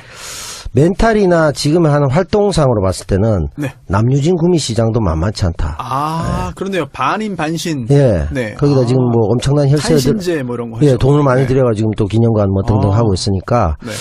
이 투톱 남재준 남유진 네. 이 두 분이 우리 집안을 네. 멸문지화에 이를 정도로 인간들이 아닐까. 남경필은 막 인간적으로는 막 12% 정도 정이 가는 인물. 네. 그것도 제 입장에서 보면은 조카뻘이기 때문에. 남지사니까 그렇습니까? 조카뻘. 학렬이? 예. 네. 남평우 의원이 제가 아하. 갔기 때문에. 네. 정 의원님 혹시 고대영 KBS 사장. 네. 네. 이 부분 관련해서 200만 원 보도가 나왔습니다. KBS 파업의 새로운 국면으로 접어들지 않을까 생각되는데요. KBS 노조에서 네. 고대영 사장을 고발했고 네. 그리고 고발인 조사를 마친 상태죠. 네. 저는 쉽지 않을 거라고 봅니다. 쉽지 않다? 쉽지 않다는 게 어떤 거죠? 자리 보존하기가 어려울 것이다. 자리 보존하는 게 쉽지 않다. 위험하다. 네. 근데 그 KBS 사장이 단가가 200입니까? 저렴하네요. 너무 이게 좀 책정이 적게 된. 본인은 이제 부인하고 있습니다 지금. 그렇죠. 부인하고 아니, 있습니다. 시원하게 얘기해야죠. 시원하게. 150밖에 안 받았다. 이명박 정권 당시에 또 보도본부장이기도 했죠. 그 당시에도 또 세월호, 그 당시에도 이제 여러 가지 보도 관련해가지고, 네. 뭐 이제 좀 의혹의 중심에 서 있는 고대영 현 사장인데, 그래서 뭐 영전한 거 아니겠어요? 예. 그럴 가능성도 충분히 예. 있어 보이고요. MBC. 네. MBC도 이야기 들어보니까, 상당 부분 해결이 됐다라는 그런 그 입장이었고, 내부적으로도 희망에 차 있었는데, 정상적으로 단계를 하나하나 다 가려다 보니까 시간이 좀 더 걸릴 것 같다. 라는 그런 이야기가 좀 흘러나오고 있습니다.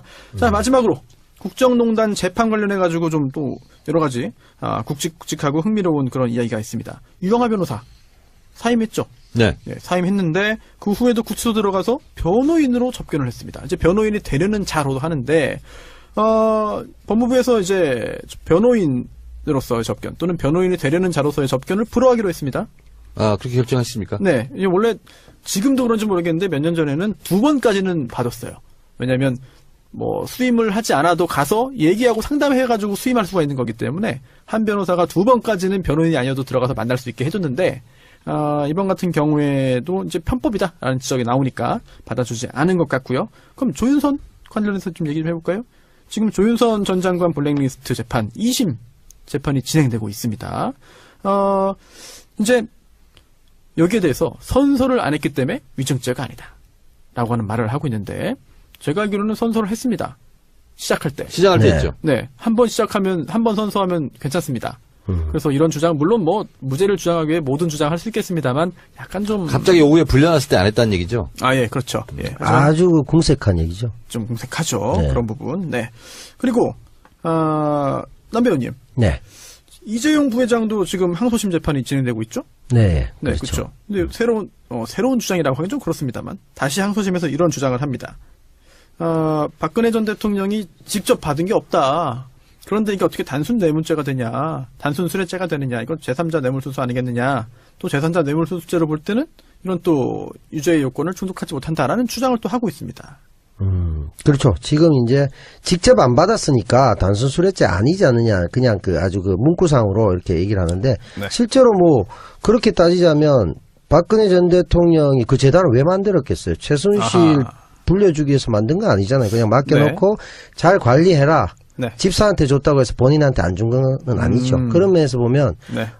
충분히 이게 이제 설득력이 없는 얘기고, 네. 또 한편으로도 보면 이게 과연 이런 문구상의 해석만으로 피해갈 수 있는 정도가 아닌 국정농단의 엄청난 전 국민이 다 알고 있는 상황인데, 경제적 공동체였다는 것도 이미 다 나와 있는데, 그걸 뭐 굳이 대통령이 특정 사람 최순실을 위해서 삼성이 도와달라고만 했다는 건 너무나 궁색한 얘기가 아닌가 생각이 들어요. 결국 이 재판이 다 대법원까지 갈 것 같아요. 그렇다면 대법원 그렇겠죠. 판결문도 굉장히 좀 공부할 가치가 있는 그런 판결문으로 남지 않을까, 그렇게 생각이 되고요.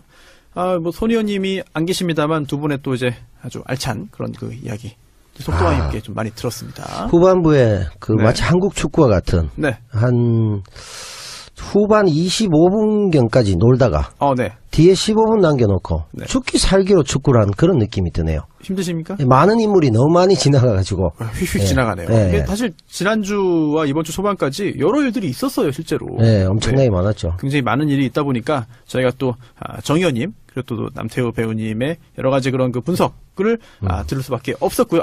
지금 손혜원 의원님이 도착을 했습니다. 오셨군요. 전주에서 국정감사를 마치고 아주 불이 나게 올라왔는데요. 127회는 여기서 마무리를 하죠? 네. 네, 네. 영화인의 한 사람으로서 네네. 국정원 세트장 네. 굉장히 네네. 잘 지어졌다고 하잖아요. 그렇네요. 예, 그러니까 거기 우리가 속을 만큼 가짜 세트장을 만든 거 근데 아니에요. 속을 수 있나요, 그걸? 그러니까 말은 안 되는 얘기인데, 네. 국정원이 그렇게까지 영화 산업에 침투하시니까 우리가 잘 안 되는 거예요. 우리한테 좀 세트장 좋은 거 만들어주시면 네. 좋은 연기로 보답하겠습니다. 알겠습니다. 제가 꼭 전달하겠습니다. 남재준 전 국정원장에게 전달을 하겠고요. 127회는 마무리하고요. 128회 정청래의 키워드 분석 뭡니까? 숙의 민주주의. 네, 숙의 민주주의. 네, 두 번째 키워드 숙의 민주주의로 찾아뵙겠고요. 128회는 손혜원 의원까지 이제 완성된 완성체로 세상을 바꾸는 정치 수다 팟캐스트 정치 알아야 바꾼다. 정치 알바 127번째 방송 시작하겠습니다. 저는 진행자 손수호고요. 고정 멤버 소개해드리겠습니다. 오늘은 먼저 남태우 배우님부터 인사드리겠습니다. 네, 반갑습니다. 네. 남배우 남태우입니다. 안녕하세요. 네. 반갑습니다. 근데 그 혼잣말이 예. 방송 중에만 나오는 게 아니더라고요. 저희가 조금 전에 이제 모여서 이제 인사 나누고 이제 좀 준비하는데, 네. 혼잣말을 계속 하시더라고요. 이게 아주 오래된 네. 습관입니다. 몇 년 됐습니까? 한 40년 정도. 40년이요? 예. 그럼 아주 오래된 그런 습관이네요. 초등학교 졸업 때부터 네. 자기 행동을 미리 암시하고 결과를 예측하고 진단하는 그렇게 긍정적인 의미가 있는 건가요? 그런 버릇이 오랫동안 있었기 때문에 네. 장점은 이제 감옥에서 독방에서도 외롭지 않은 일찍이 예견한 거죠. 제 운명을. 누군가에게 좀 비법을 전수해주고 싶네요. 이미 하고 있지 않을까요? 그분은 잘 못하고 주로 못한대요? 발로 차고 이런 걸 해가 다치고 이렇게 재판 안 나오고 그렇네요. 그러죠. 네. 알겠습니다. 또 정청리 의원님 네. 나오셨습니다. 여러분 안녕하십니까. 이 시대의 진정한 판도라인. 판도라인. 정청래입니다. 왜 판도라인입니까? 판도라를 한 9개월 했는데요. 네네. 이번 판도라에서 가장 좀 보람을 낀 제가 봤습니다. 판도라였습니다. 예. 어떤 부분이 노무현 대통령은 실패하지 않았다. 예. 정도원 전 의원이 네. 그런 그 키워드를 던져가지고. 노무현 대통령을 실패한 대통령으로 아예 규정을 하더라고요. 예. 그래서 거기에 대해서. 근거가 뭐냐? 엄청난 데이터로 반박을 하시더라고요. 그렇습니다. 인터넷에 화제가 아주 있었죠. 그랬군요. 네. 네. 저도 그래서 감동했습니다. 물었어요. 그랬더니 지지율이 낮지 않았느냐 임기 말에. 근데 지지율도 그렇죠. 임기 말에 27%였는데요. 네. 낮지 않았습니다. 높았어요. 고압보다. 그러면 이명박 대통령보다 높았고 박근혜 대통령은 아예 4% 5%였고요. 그렇죠. 그래서 김대중 대통령 때보다도 높았고. 그래서 지지율로도 실패한 대통령이 아니다. 네네. 그런 거고. 중요한 것은 이제 압축 요약해서 말씀드리면 네. 대한민국의 국가 경쟁력을 평가합니다. WEF 세계 경제 포럼. 네. 노무현 대통령 때 역대 최고였어요. WEF요? 네. 11위였어요. 그래서 우리가 흔히 우리나라가 경제 11위권, 12위권 경제 대국이다. 네. 그게 노무현 대통령 때문에 생긴 업적이에요, 그게. 네. 특히 그 경제 지표에서 상당히 상승세였죠. 그렇습니다. 그리고 실제로 대기업이나 기업들도 아니 이렇게 잘할 줄 이런 얘기가 나올 정도로 외환 보유고도 제일 높았고요. 그죠. 모든 노무현 부분에서 대통령. 모든 부분에서 경제 최고였죠. 지표에서 제일 높았어요. 그리고 제가 이제 국경 없는 기자회, 언론자의 지수, 그것도 노무현 대통령 때 31위, 제일 높았습니다. 31위가 제일 높은 제일 데인가요? 높았습니다. 네. 생각보다 순위가 매우 낮군요. 매우 낮은데, 더 낮아졌나요, 요즘에? 주로 북유럽 국가가 수위를 다 차지합니다. 아. 1등부터 한 5등, 6등까지 다 차지해요. 네. 그래서 31위가 최고였는데, 박근혜 대통령 때 70위까지 떨어졌죠. 70위요? 네. 이번 정권에서 좀 올라갔으면 좋겠네요. 그래서 올해 2017년 네. 는 63위로 올라간 이유가 JTBC 보도 있잖아 이런 게 활발해가지고 네. 그나마 7등이 올라간 거예요. 그나마 다행이네요. 그나마 태블릿이 한 7위 올린. 네. 그리고 이제 ICT ICT요? ICT 세계 경쟁력 노무현 대통령 때 세계 3위였습니다.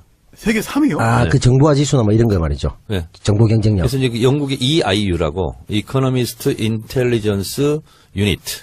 다 외우시는 겁니까? 네. 거기서 발표했는데 ICT 세계 경쟁력이 3위였어요. 3위요? 초인류 국가였습니다. 어휴, 지금은 25위로 추락했습니다.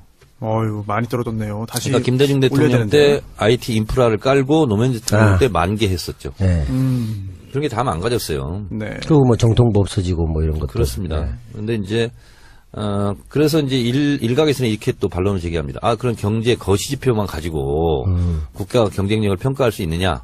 좋다. 그래서 현대경제연구원에서 또 조사를 했습니다. 지속 성장 지수 OECD 28개 국가를 측정했는데요. 그때도 노무현 대통령이 제일 높았습니다. 지금 굉장히 많이 떨어져 있어요. 1등이요? 1등은 아닌데 네. 지금은 거의 최하위 순위. 다른 정권 25일 때보다 가장 순위가 그러면 좋았다? 예. 근데 이제 잠재 성장 지수 이건 뭐 환경 분야까지 포함하는 건데 네. 지금 이명박근혜 정권 때는 네. 노사 망명 사태도 때 그렇습니다. 그때 그리고 이제 텔레그램으로 사이버 망명 사태가 벌어지고 그리고 민주노총 찾아갔다가 자기들 의도한 뜻을 못 이루고 그 커피 믹스만 들고 왔다는. 그렇습니다. 그죠? 예. 탈취 사건. 그래서 그때 제가 또 마침 뭘 제기했었냐면 이명박근혜 정권 시절에 통신 내역 조회가 너무 많다. 네. 그래서 3년간 박근혜 정권 때 했던 그 통신 내역 네. 조회가 몇 건이나 될 것 같아요? 3년. 7,500만 건이었습니다. 전 수십만 건 그랬는데 7,500만. 건강보험공단 이런 데 500만 건. 수상 편의를 해서 그냥 싹쓸이 다 해가는 거예요. 그래서 그때 뭐가 문제가 됐었냐면 통신 제한 조치, 통신 기록 조회 이런 게 있잖아요. 네. 통신 제한 조치는 감청한다는 뜻입니다. 근데 통신 제한 조치 영장을 받아가지고 다음 이런 데 가서 기록을 다 가져간 거예요. 그러니까 이게 영장 발부 목적이 틀린 거죠. 그래서 막 사과도 하고 막 그랬었어요. 그럴 즈음에 네. 제가 내비게이션도 사찰당한다. 그게 뭐냐면 유병원 사태 때 네. 키워드 분석을 4개를 했습니다. 유병원이 어디 숨어 있을 거라고 예상됐냐면 송치째. 그래서 송치골, 송치째, 송치골 가든. 그리고 유병원 씨 아들 유대균 씨가 언남초등학교에 나타났다. 이런 첩보가 돼가지고 언남초등학교. 이 4가지 키워드 분석을 내비게이션에 친 사람들 있잖아요. 네. 이 사람들을 다 사찰했습니다. 야, 그럼 그때 거기에 그렇게 검색하지 않고 내비에서 네. 매실밭 이렇게 검색했더라면 그건 아니고요. 그 사람은 안전합니까? 그러니까 어떤 사람들을 했냐면 그때 유병헌 씨 도피를 돕고 있다. 그 조력자들 있잖아요. 김엄마 기억나십니까? 네, 김엄마. 이런 분들 5회 이상 이런 분들과 통화한 사람 430명을 사찰했고요. 그리고 은신철하고 얘기됐던 그 4가지 키워드. 송치골 가든 송치째. 그리고 언남초등학교를 친 사람들 있잖아요. 이 사람들을 다 사찰했습니다. 근데 내비게이션이 6개 그때 업체였는데 1등, 2등, 3등 업체에 가입된 회원이 3,800만 명이었습니다. 그러니까 4천만 명을 대상으로 이 4가지 키워드를 친 사람들 있잖아요. 이 사람들을 다 들여다봤어요. 야. 근데 문제는 뭐냐면 이분들이 아무 관계없는 국민들이잖아요. 네. 누구든지 송치째, 네. 송치골 가든 칠 수 있잖아요. 네. 네. 근데 그분들이 2차 목적지가 있을 거 아니에요. 네. 그것까지 다 사찰했습니다. 그 다음에 어디로 갔느냐? 어디로 갔는지를. 야, 내비게이션 쓰면 안 되겠네요. 이것을 그래서 제가 폭로했습니다. 국감 때. 그래서 그날 기사가 200건이 넘게 쏟아졌습니다. 네. 그날의 톱뉴스였어요. 음. 그래서 제가 얼마나 기뻤겠어요. 네. 근데 실검이 안 올라옵니다. 아, 그래요? 정청래, 송치째, 오. 내비게이션 이런 게 안 올라와요. 오, 의심이 되네요. 의심이 되죠. 네네. 그리고 아무리 봐도 주요 기사가 안 떠요. 아하. 정치면도 없어요. 네. 다음에선 떴습니까? 안 떴어요. 다음에도 안 뜨네. 오. 그래서 제가 밤에 가가지고 분하고 억울하고 원통하잖아. 네. 그래서 일일이 다 봤어요. 댓글이 안 달려요. 안 달려요? 예. 그날은 댓글 많이 본 기사, 가장 많이 읽은 기사에 다 떠야 되거든. 네. 왜냐면 그날 가장 핫했거든요. 아. 그래서 새벽 2시쯤에 내가 그것을 일일이 검색을 다 해봤어요. 네. 안 떠요. 허허. 근데 이제 어떻게 다 조치를 한 거야. 근데 하나 조치를 못 해가지고 하나의 기사가 댓글이 971개가 달렸더라고. 네. 원래 한 3,000개, 4,000개, 5,000개씩 달려야 되는데 그거는 어떻게 처리를 못 했는지 971개가 댓글 달렸는데 댓글 많이 달린 기사의 랭킹을 보니까 6위에 랭크가 돼야 돼요. 네. 근데 30위까지도 없습니다.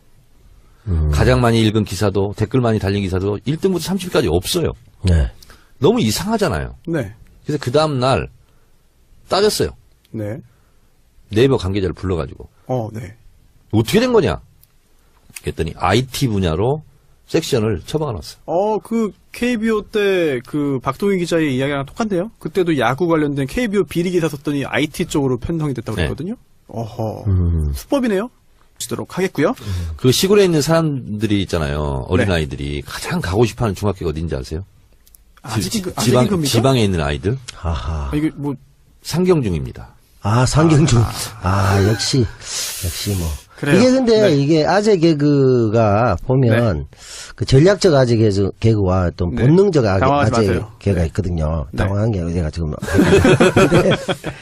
근데 정 의원님은 저는 약간 전략적 아재 개그 쪽인데 네. 전략적하고 본능적 쪽에 약간 본능 쪽에 더 가까우신 것 같아요. 옛날에 우리 친구들 있잖아요. 네. 무작정 상경중. 뭐 이런 애들이 많았어요. 그렇죠. 근데 제가 옛날에요. 진짜 감명 깊게 봤던 영화가 하나 있어요. 강수연 주연. 강수연 주연이요? 아재 바라 아재. 아재 대바라지 이것도 맞아요. 아재개그라고 해가지고 지금 하신 겁니까? 요건 아재 하- 들어간다고? 요거는 진짜 아재 개그 중에서도 최하급이기 때문에 학급이죠. 네, 완전히 학급이죠. 떨고. 예. 네. 정청래 의원의 그 반성과 좀 심기일전을 기다리면서 광고 한번 듣고 오시죠. 네, 그러시죠.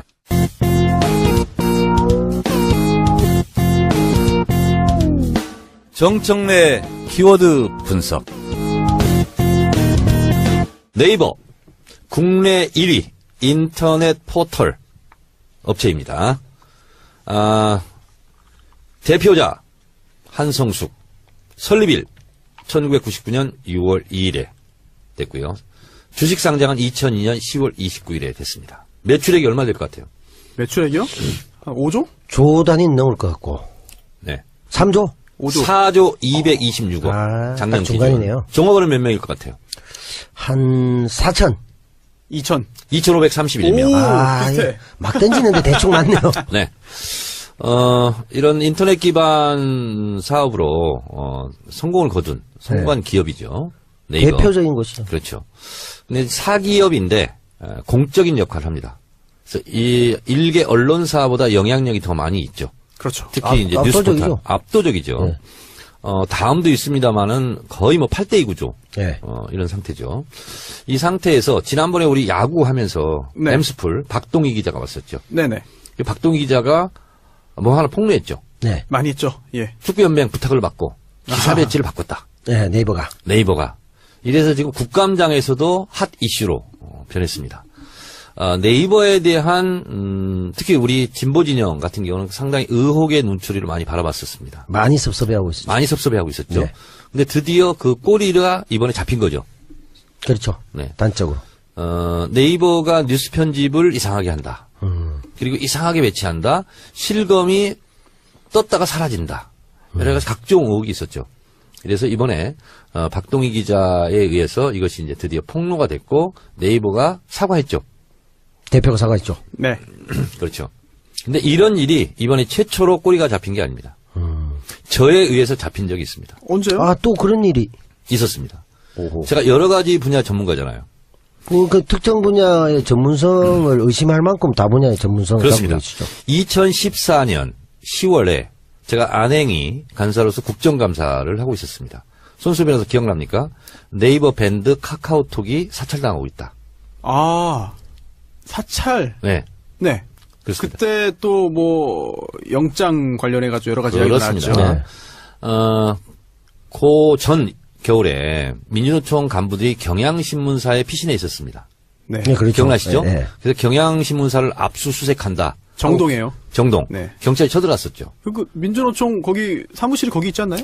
그렇습니다. 그렇죠. 압수수색한다고. 그리고 저도 그때 달려갔었어요. 정동 카톨릭 회관인가요? 그 건물이? 아닙니다. 그냥 경향신문사 경향신문사 본사. 한가요? 네, 그러죠. 근데 그때 어떤 일이 벌어졌냐면 민주노총 간부에 대해서 네이버 밴드를 사찰했다. 예를 들면 그걸 압수수색 영장을 받아서 사찰할 수 있죠. 근데 그분과 밴드를 했던 모든 사람들을 다 사찰했어요.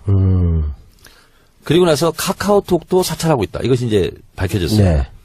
그리고 나서 뭐까지 밝혀졌냐면 그 관계자 부인의 사생활. 사생활이라는 것은 다른 게 아니고 병원 진료 기록. 아, 이런 것까지 다 사찰했다. 네. 그래서 한참 문제가 됐었습니다. 다음 카카오톡 사장이 국회에 와서 사과도 하고 이랬었는데 사이버 갈등, 사회 갈등 뭐 이런 것 때문에 네네. 거의 뭐 최하위권이에요. 아, 그래서 이거를 반박할 수 있어서 네. 좋았습니다. 그 기회를 주신 정두원 전 의원께 감사의 뜻을 한번. 감사하죠. 네. 궁금한 그분은 게, 그냥 진짜 흔히 얘기되는 네. 뭐 띵기 말에 지지율 완전 끝났냐? 뭐 이런 끝난 거 아니야? 그거 하나만 달랑 들고 나왔다가 된통 그냥 덥석. 그래서 걸린 제가 거죠. 이제 앞으로 강연 요청이 있으면 두 가지를 한꺼번에 하려고 합니다. 문재인 현상에 대하여 이건 네. 제가 여러 번 했죠. 또 하나는 노무현 대통령은 실패하지 않았다. 그 근거 자료, 통계 자료, 수치 이런 걸 가지고 얘기를 할까 합니다. 저 판도라에 대해서 좀 궁금한 게 있습니다. 네. 조금 전에 말씀하신 그런 자료들을 다 개인적으로 수집을 네. 하신 거죠. 네. 그러면은 이 제작진에서 뭐 대본이라든지 이런 게 있을 거 아닙니까? 그 대본 작성할 때 질문지를 제작진이 주면 거기에 대해서 답변을 하고 그 대본이 만들어지는 건가요? 그런 방식이 아니라 네. 이번 주 정청래 판도라 주제는 뭘로 하실 겁니까? 이렇게 물어요. 네. 음. 아, 그러면은 상대방이라고 좀 하긴 그렇습니다만 다른 출연자들은 이런 구체적인 정보를 모르고 자리에 앉는 건가요? 이번에는 제 판도라 부분이 아니었어요. 저는 이제 공수처를 가지고 했고. 네, 공수처였죠. 근데 이제 정두원 의원이 문재인 대통령이 선거하려면 링컨을 닮아야 된다. 네. 근데 링컨은 노무현 대통령이 제일 존경했던 사람 아니냐. 예, 거기서부터 출발했죠. 거기서부터 출발했죠. 네. 그러면서 노무현 대통령은 실패했다. 그러나 문재인 대통령은 실패하지 말아라. 그렇죠. 덕담처럼. 덕담처럼 그렇게 했는데 잠깐 노무현 대통령이 실패했다고요? 아, 인정 못합니다. 그 근거가 뭐죠? 이렇게 이제 시작된 네. 거예요. 그러면 애초에 준비된 부분이 아니었던 거네요? 그렇습니다. 오. 평소에 알고 계시던 다양한 데이터. 그렇다면 굉장히 더 흥미로워지는데요, 이게. 네. 야, 저는 좀 이 사전에 준비된 게 아닌가. 그렇다면은 왜 저렇게 정두원 의원이 저렇게 속수무책으로 당하고 있나. 근데 본인은 내가 이런 자료를 알고 있을 거라는 걸 모르는 상태에서 그렇죠. 네. 본인은 실패한 근거를 못 댄 거죠. 그 근거를 전혀 못 대고 준비했다기보다 약간 논쟁이 될 때 원래 갖고 있던 그 데이터를 제시한 거고, 링컨 대통령 그만큼 존경한다면서 상대방을 배려하고 설득했던 그 정신을 노무현 대통령이 이어받지 못하고 정적을 배제하는 방식으로 갔기 때문에 실패한 거 아니냐라면서 끼워 넣으면서 이제 쥐줄도 봐. 이렇게 갔죠. 이게 이제 본류에서 이제 벗어나 있어서 이제 편집된 부분인데 제가 녹화 현장에서 한 부분이 뭐냐면 네. 대체적으로 자유한국당의 보수 진영이 존경하는 인물이 백범 김구가 많대요. 그래서 어떤 일이 있었냐면 2004년도 제가 초선 국회의원 때 네. 친일 진상 규명법 이런 거 가지고 KBS 심야 토론이 붙었거든요. 네. 그때 새누리당 모 의원이 나왔어요. 그래서 홈페이지를 제가 미리 찾아갔거든요. 그랬더니 네. 존경하는 인물이 아니라 다를까 백범 김구로 돼 있더라고요. 그래서 제가 생방송이니까 즉석에서 제가 물었어요. 아무개 의원님은 존경하는 인물이 누굽니까? 뜬금없이 제가 물었어요. 했더니 백범 김구 선생입니다. 네. 이렇게 답변을 해요. 제가 유도를 한 거죠. 그 상태에서 제가 뭐라고 했냐면 좋습니다. 백범 김구를 존경한다고 그러니 우리가 친일 진상 규명법 이걸 하고 있으니 제가 백범 김구 선생의 친일 문제에 대해서 얘기하겠습니다. 백범 김구 선생이 조국에 돌아올 때 흉중에 273명의 살생부 명단을 가지고 들어왔습니다. 임시정부 정승학 정치부장에게 시켜서 극악한 친일을 했던 263명 이 사람들은 죽여야 된다. 이것이 2000년 월간중앙 8월 특대호 특종 발굴로 보도되었습니다. 알고 있습니까? 모르고 있습니다. 그래서 그랬어요. 그 263명 안에는 조선일보, 방응모, 네. 동아일보 김성수, 김한란 다 있습니다. 이화여대 김한란. 네. 네. 다 있어 263명. 음. 자, 그런데 백범 김구 선생을 존경한다고 하니 백범 김구 선생이 이게 규정한 263명 이건 당연히 친일파 아닙니까? 그랬더니 뭐랍니까? 아무 말도 못하죠. 아니 아무 말도 못해도 뭔가 다음 진행은 있었을 거예요. 오버버클이죠. 아하. 그랬더니 뭐냐면 부분적으로 존경합니다. 부분적으로 네, 할 말 없다는 얘기네요. 그렇습니다. 지금도 혹시 그분이 현역인가요? 그렇진 않습니다. 그렇진 않고요. 네. 그래서 결국은 어떻게 했냐면 제가 그 살생부 명단 판넬을 만들어가지고 KBS 생방송 때 보여줬거든요. 보좌관이. 그게 이제 다 있어요. 박정희도 있고 막. 그래요? 예. 근데 왜냐면 박정희 뭐 이런 사람 끼면 안 된다. 친일파에. 네. 그래서 그걸 가지고 내가 반박 자료를 했는데 결국은 어떻게 사건이 됐냐면 네네. KBS 정현주 사장을 고발했습니다. 누가요? 그때 당시 그쪽에서. 한나당에서. 당에서요? 예. 왜요? 정청래 같은 사람을 왜 KBS 심야 토론에 초청해가지고 이렇게 분란을 일으키냐고. 말이 안 되네요. 그거는. 근데 정현주 사장이 고발당했어요. 그래요? 그래서 나를 고발해라. 네. 당사자를. 그렇지. 같이 한번 싸워보자. 네네. 근데 저는 고발을 못했어요. 아하. 그런 일이 있었어요. 그런데 이번에도 판도라에서 그 얘기를 했어요, 제가. 네. 그 부분 편집됐군요. 그 부분이 편집됐죠. 아. 그러니까 이제 링컨을 존경한다고 그러길래 그리고 또 백범 김구도 존경한다 뭐 이런 게 얘기가 많이 나왔어요. 그 얘기를 하나 했었고 또 하나 편집된 부분은 뭐냐면 적폐청산 이런 거 하지 말고 관용으로 가자 어쩌건데 그랬어. 관용으로 가는 건 맞습니다. 그러나 프랑스가 똘레랑스 관용의 나라인데 나치 부역자들 2년 6개월 동안 나치 부역을 했다 해서 다 처형하지 않았느냐. 공소시효를 없애면서. 그러니까 80년대 중반까지 했는데 그러니까 프랑스 국민들이 피해자들이 이제 가해자들을 용서하고 관용을 베풀자. 그래서 정부에서 그래도 되겠냐 묻고 프랑스 국민들이 그러자라고 해서 합의를 해서 프랑스가 똘레랑스 관용의 나라가 됐다. 근데 우리는 263명을 처형하기는커녕 그렇게 하려고 했던 백범 김구가 암살당하지 않았느냐. 우리는 친일청산을 못했다. 민족정기를 바로 세우고 적폐청산을 한 이후에 그리고 나서 관용을 베풀면 베풀 일이다. 그렇게 얘기를 했었죠. 네. 이 시대의 참 판도라인 정청래 전 의원의 활약을 다시 한번 들었는데 재밌네요. 그리고 또 네. 제작진 입장에서는 준비하지 않은 부분에서 이렇게 빵빵 터지면 즐거울 것 같아요. 그럴 때 또 물어봤어요. 네. 배철수 MC한테. 네네. 다스는 누구 겁니까? 방송 나왔습니까? 나왔습니다. 네. 뭐라고 하나요? 뭐라고 했습니까? 웃으시더라고. 그래서 내가 바로 정도원한테 물어봤거든요. 다스는 누구 겁니까? 네. 주주 거죠. 주주 겁니다. 그때는 하나만한 대답을. 네. 그 얘기는 그래도 잘 넘어가셨어요. 그래요? 근데 뒤쪽에서 이제 완전히 틀리셨죠. 그렇죠. 예. 그리고 또 두 분이 사실 함께 또 출연하지 않았습니까, 이번에? 시사 안드로메다? 네, YTN에 출연 네. 같이. YTN 라디오. 네. 이동영 작가가 진행하는 네. 정치알바를 버리고 시사 안드로메다로 간 이동영 작가가 진행하고 있는 네. 시사 안드로메다의 정청래 의원과 또 남배우님이 네. 함께 출연했죠. 남배우 덕분에 네. 5등 했어요. 5등이요? 제 덕분에 아니죠. 무슨 5등이요? 5등은 자해 뭐 있잖아요. 저는 좀 5등은 자해야. 아, 넘어갔어. 팟캐스트 순위 5등. 팟캐스트 드디어 아시는구나. 수임을 알려드리며 네. 시사 안드로메다는 네. 응? 사회 동포주의와 뭐 이런 거 있잖아요. 네. 아유, 알겠습니다. 그러니까 이제 정 의원님께서 4위를 예상하셨어요. 네. 오. 근데 이제 제 활약이 조금 미진해서 5위에 네. 그친 게 아닌가. 아, 그렇지 않고 그런 생각. 제가 이 작가한테 전화를 해서 물었어요. 네. 뭐라고요? 나 참 예언인으로서 4등을 예언했는데 네. 네네. 지금 5등을 했다. 네. 어떡하냐 그랬더니 그 앞에 이재호 원편이 나왔대요. 아, 이제 그게 컸죠. 거기 컸대요. 네. 그게 아니었으면 4등도 충분히 할 수 있었다. 조금만 평소처럼 탄력을 받았다면 4위, 3위는 충분했죠. 그러니까 이재호 의원 편은 사람들이 많이 안 들었다 이겁니까? 그렇죠. 앞에 너무 큰 돌이 있어가지고. 큰 돌이 있어가지고 네. 그 건너뛴 거예요. 네, 사람들이 오히려 비난하고 안 들어버린 경우도 꽤 있었거든요. 그리고 나서 뒤늦은 반성, 네. 이 두 분이 나왔네? 이러면서 다시 올라갔죠. 그렇죠. 네. 그래서 그렇네요. 다음부터는 짝꿍을 좀 잘 맺어달라. 네. 1부, 2부. 그래서 우리가 예. 다음번에는 네. 우리 남배우랑 같이 나갈 때 네. 다음에 또 한 달에 한 번씩 나가 그럴 수 있죠. 저 방고정으로 돼 있잖아요. 있으니까. 네. 그래서 다음 앞에 선수를 잘 보고 나가자. 누가 나오는가? 저번처럼 문성근 선배 이렇게 나가니까 바로 그냥 쭉 올라가더라고. 섭외를 같이 좀 논의를 하세요. 이도영 작가하고. 예. 네. 아니면 주진우를 앞에 세우고 그러면 아니면 김호준을 세울까? 효과적이네요. 그러면 뭐 참여하기는 무난하지 효과적이네요. 않을까? 홍상희 기자가 지금도 계속 진행하죠. 그럼요, 예, 하시죠. 그 근데 홍상희 기자. 3등을 하면 네네. 이 작가 또 출연료를 올려주기로 했대요. 3등을 하면요. 아, 이 작가 또 옵션을 걸었군요. 네. 그래요? 아. YTN에서 그렇게 얘기를 했대요. 그럼 3등 빨리 해야겠네요. 지금 이제 10위 안에 들어가가지고 7위 아닌가 10위 안에 들어갔죠. 들어가가지고 계속 올렸대요. 네. 네네. 아, 올렸어요, 벌써? 올렸대요. 우리는 뭐 순위 올라가도 아무 그런 우리는 얘기도 뭐 이 없는데. 작가를 위해서 봉사하는 거지. 우리는 해도 뭐 언제든지 교체할 수 있다고 비난하고 이러는데. 역시 모든 자기는 게 또, 가서 올리고. 모든 게 이동영 작가의 큰 그림 안에서 지금 이루어지고 있습니다. 네, 그렇습니다. 지난주 이 두 분의 이제 활약상 말씀을 드렸고요. 손혜원 의원은 지금 전주에서 국정감사를 진행하고 있습니다. 그래서 네. 지금 상경하는 중인데요. 빨리 도착하면 2부에서 모시겠습니다.